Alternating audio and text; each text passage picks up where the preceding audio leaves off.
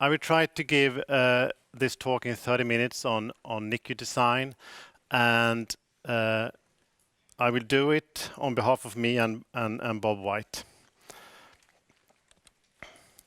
So NICU design is important, and I would like to try to cover these different topics: why it's important, when do you need to do and construct a new NICU, how are we going to do it, and what would be the costs of reconstructing. And then I would give you a short introduction in one of our cases when we rebuilt one of our units here at Karolinska, where we went from an open bay area to a single family room NICU. So why should we rebuild? Of course, we have a problem with overcrowding. We had a problem with infection controls, and we also have a problem with skin-to-skin or kangaroo care. So the units are not appropriated, constructed for today's care. And what happened here in Stockholm is that we recently had an outbreak. A couple of months ago, we had an outbreak of GBS infection. A couple of years ago, we have a severe outbreak of ESBL.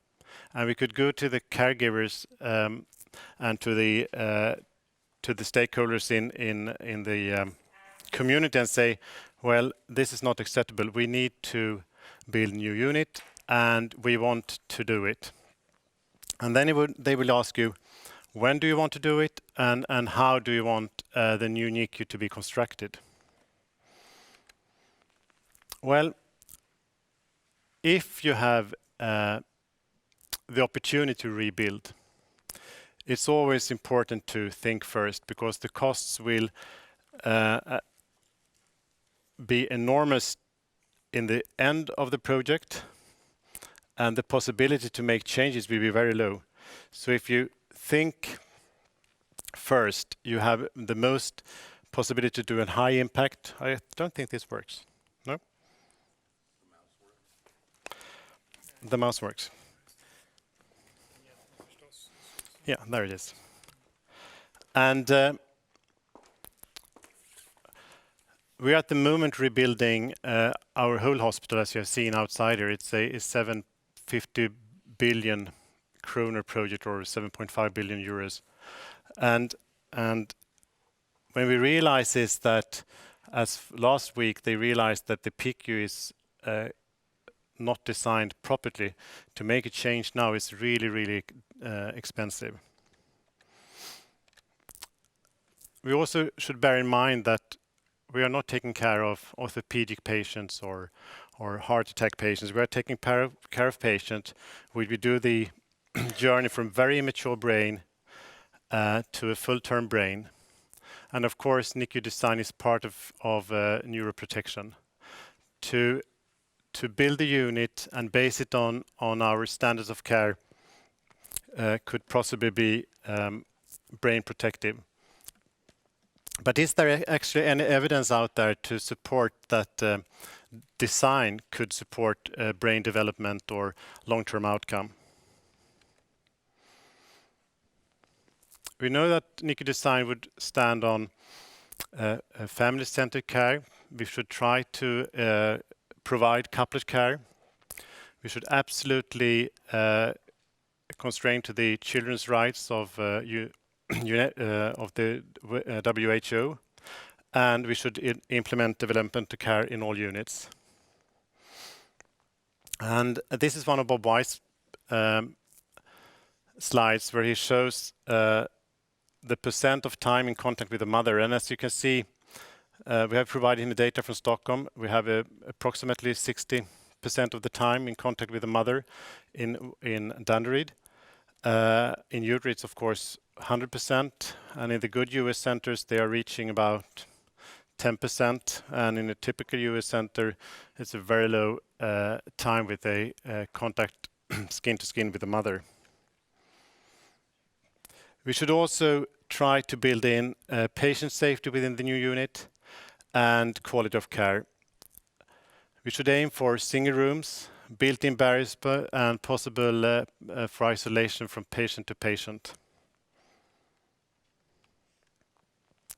And we should also concentrate on the unbroken chain of the family, and also concentrate on the whole patient flow from the moment the patient is born until he's home in his own home. So it's not just designing one room for level 3. You should think of the level 2 part and also the home care part. But are there any evidence for benefits of moving into maternal care in the NICU, and why should we have the mothers or the fathers within the unit all time? And the recent evidence that is, they are confirming a large body of work, both done in animals and in humans. And I will go through some of the evidence that are out there. The first study is from neurophysiology, clinical neurophysiology 2009, is by Scheer, where they studied skin-to-skin care for 1.5 hours per day, 4 hours per week, and they could see accelerated EEG signs of brain maturation. Then is Annika Otenstrand study here from Karolinska, the feminine study, where they could prove that the length of stay reduced and BPD reduced. And then you can see there are studies showing that neurosensory needs improved with white matter development. It's a Cochrane review on infant massage that improves weight gain. Infants learn during sleep. We have the trial where talk increases infant vocalization and also improves Bailey language and cognitive scores. The Mitchell study on kangaroo care that reduces dissection events. Feldman study about early skin-to-skin that executive function. Kangaroo crew reduces mortality and sepsis. It's a Cochrane report. So you can see we have a lot of evidence out there that early skin-to-skin care and supporting the child early would improve outcomes. And if we built the units so we could provide that to the infants, of course, we have a better chance to achieve it. Then you have to read the literature carefully, and there are now very good textbooks from model McCluskey-Shapley. And of course, you could call Bob White and discuss how you want to do it, or you could read the recommendation for standards of NICU design.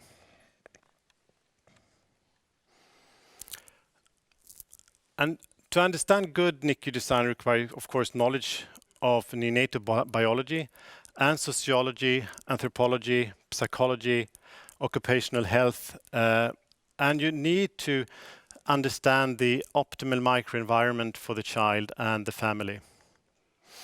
But we also need to know the optimal design for the caregivers and for the nurses and doctors working in the team.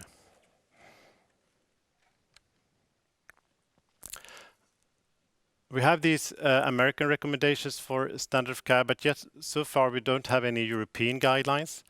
We are working with the Standards of Care project together with EFSNI to develop a NICU design standard of care for Europe. We have Swedish guidelines. This is a Swedish slide on how from the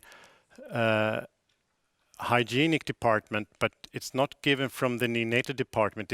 It's just about how to see that you have a good enough space for keeping the bugs out. And we were lucky when we were designed because they said that you need to have 11.2 square meters at least for a incubator, and you need 14 square meters for a neonatal level 3 cot, and you should have a sink on every place. And we could go back to the design cell, but this is what we need. And they also luckily put us in the highest hygiene class at the hospital, the class 3. So you should go back to your own local authorities and see what kind of regulating documents are out if you're going to redesign your unit. And then what about costs? Because in society, if it's a private hospital or it's a commonly funded hospital, they will of course ask you about the costs. Isn't it too expensive to rebuild? Could you actually earn some money? And thanks to Björn and Annika, we have some evidence on costs. So this is the family trial from pediatrics where they studied lengths of stay, and as you can see, it was a reduced length of stay in the single family room care group, and it was also reduced in BPD. And Meadows Shapley made a business case out of it, and if you assume that added construction cost going from an open bay area to a single room area, you need an extra 45 square foot per single room bed, and that would cost approximately an extra $400,000 to $600,000, which gave an extra cost of $25,000 per bed. So if you have a 40-bed unit, that would be an extra $1 million. And then going back and using health economics strategies, they could count back the total amount of the reconstruction from an 40 beds open bay unit into a single family room bed, and we could save approximately $1 million per year. And that is not just from the construction, that would be saved money each upcoming year.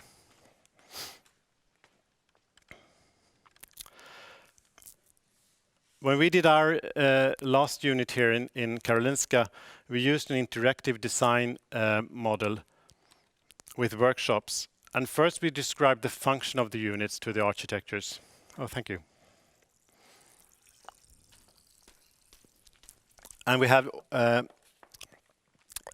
all members of staff, secretaries, but also the parents with us. And we started with trying to sort out the function of the unit. And you can see it's just different values here, like an I for surveillance, and it's up here is a heart for love. And then we moved into space, area, and function, and we start just with a white paper. And the architect helps us to move from that into a more conceptual layout. And then we went to the parents and we asked them, how do you want the unit to be rebuilt? And the funny thing is that most parents said, well, we don't want to stay at hospital. We want to sleep at home. But I don't want to leave my child when I'm at the hospital. I would like to have privacy and a water toilet and a kitchen and a twin bed. I would to sleep very closely to my partner. None of these parents had actually been living in a single room unit, so they didn't have the experience when we asked them. When we redid the workshop, and a couple of years, 2 years ago now, and asked the parents who had been in the single room, none of them would leave the children in the hospital at night time. So I think it's about your experiences. So when getting the parent organization in, it's very important to think of whom you choose and what experience they have from their own point of view. And then we also did a role play, so we could test the unit in every function together with, like, playing Dungeons and Dragons when we, as you did as a kid, you know, you're playing these. So these are nurses and parents and kids moving around in the unit, and we could try to sort out if we had made it right or not. And we actually found out that we placed the intensive care part totally wrong, so we put that on that side. And then you need to move to the best practice, and best practice is, of course, developmental care, evidence-based medicine, using NIDCAP, family-centered care, non-separation, and single rooms. And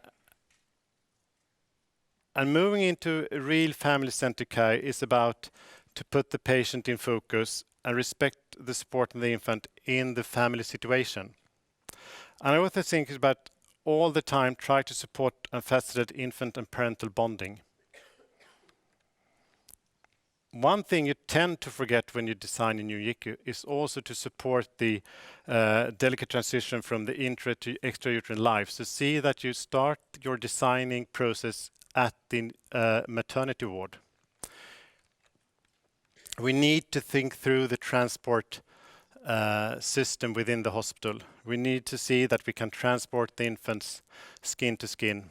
And Björn and his team is now designing a new intervention trial for very early skin to skin, less than 1,500 grams.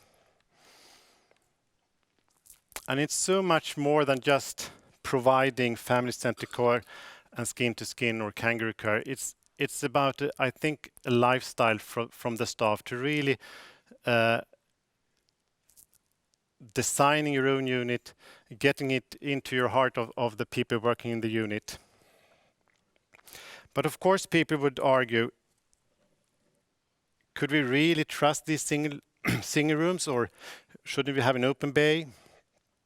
And we need to give privacy, of course. We need to be able to isolate.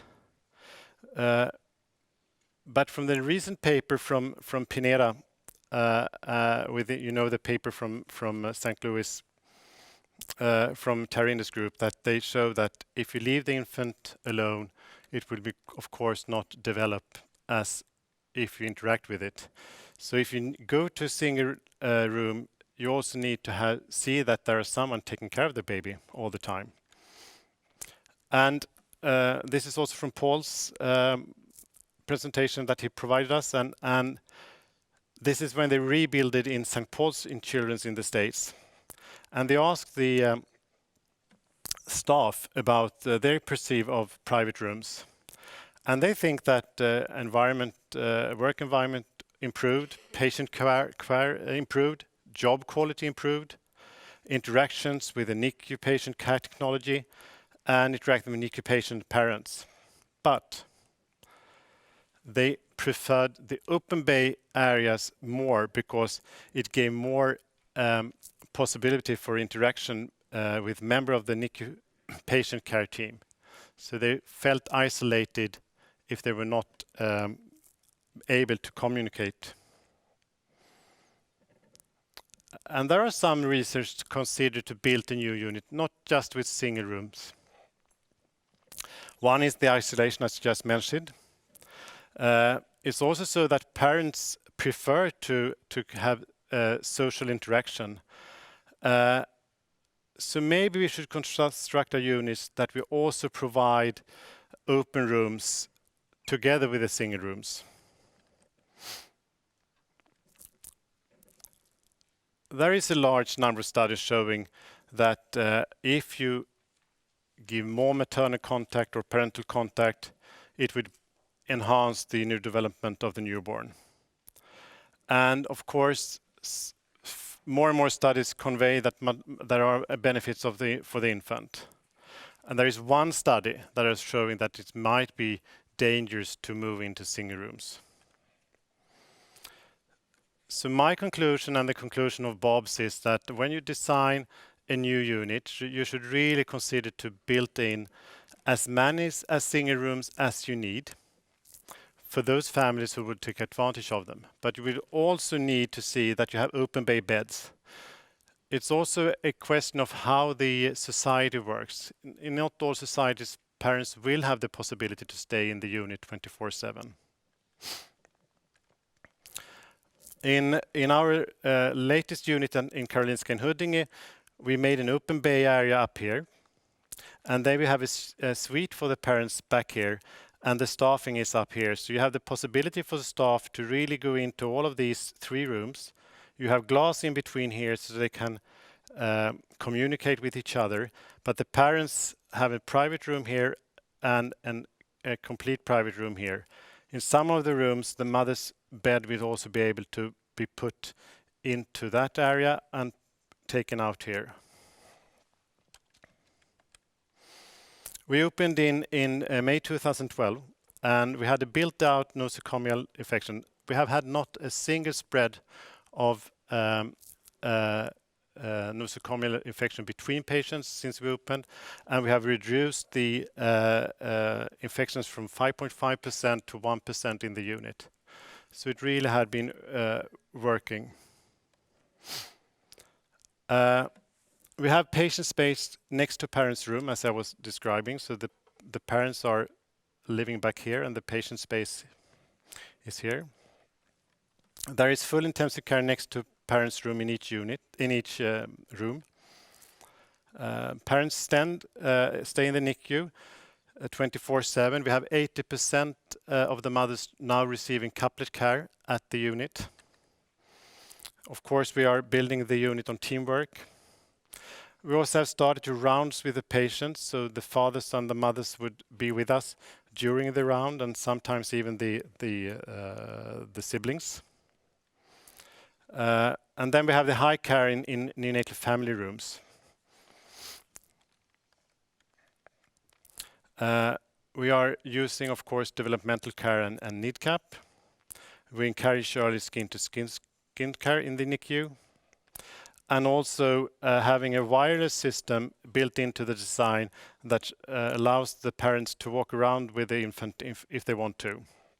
And this is 32-weeker, not even 24 hours old, moving with a wireless system and telemetry.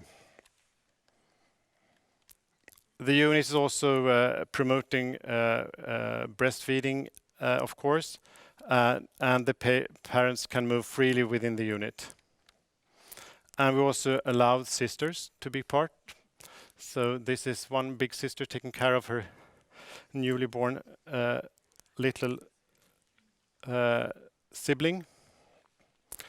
Parents take active part in caring for the baby from an admission to discharge. And I think NICU design is all about that family matters. Thank you.